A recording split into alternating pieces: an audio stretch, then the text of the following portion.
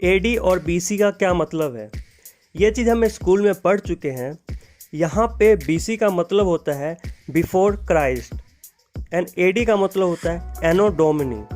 तो आइए इसको समझने की कोशिश करते हैं। इसे हम सिस्टम ऑफ डेटिंग कहते हैं। मतलब जीसस क्राइस्ट जिनके बर्थ से पहले के साल हुआ था उसे हम बीसी कहते हैं और उनके बर्थ के बाद वाले साल को एडी कहते हैं, एनो डोमिनी। इस टाइमलाइन से आपको अच्छे से समझ में आएगा। जीसस क्राइस्ट के बर्थ के पहले के साल को बैकवर्ड काउंट किया जाता है। जैसे 1 बीसी से पहले क्या था 2 बीसी, 2 बीसी से पहले क्या था 3 बीसी।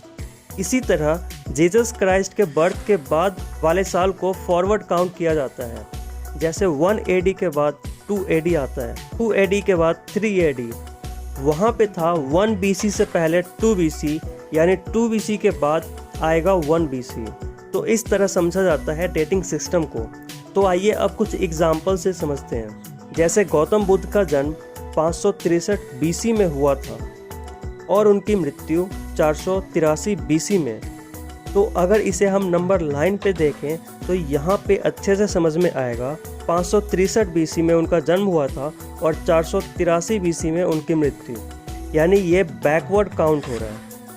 वैसे ही अगर हज़रत मोहम्मद की बात करें तो उनका जन्म 570 एडी में हुआ था और उनकी मृत्यु 632 एडी में।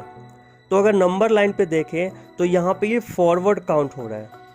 तो यही है, जीसस क्राइस्ट के जन्म के बाद वाले टाइम को फॉरवर्ड काउंट किया जाता है और उनके जन्म के पहले के टाइम को बैकवर्ड काउंट किया जाता है, जिसे हम सिस्टम ऑफ डेटिंग कहते हैं। तो आई होप आपको समझ में आया हो।